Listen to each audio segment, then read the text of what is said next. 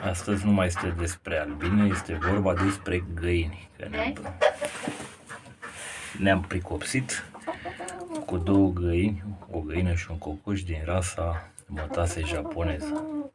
Destul de dubioase, dar sunt interesante ele, așa ca aspect. Acum vedem când doar să înceapă să și facă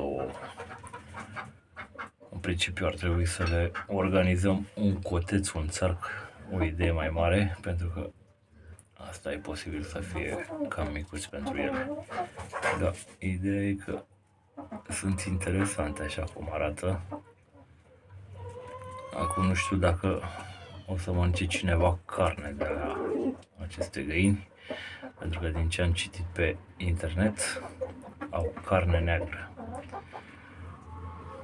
Iar de ouă încă n-au făcut, pentru că sunt puicuțe. Hai mă, cânti? Nu cântă. Da, pare interesant așa.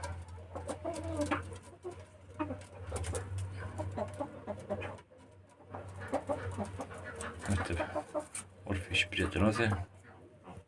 Păi, cocoșilă.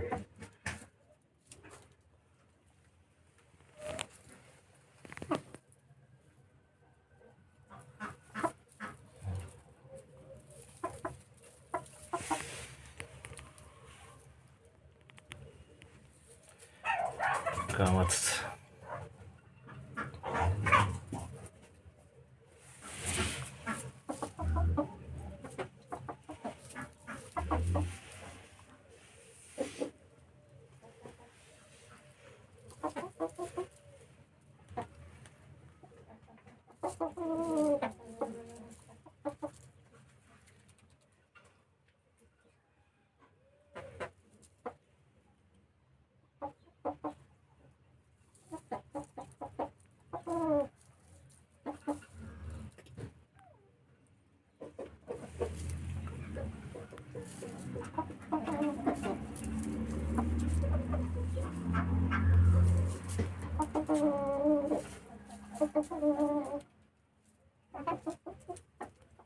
Thank you.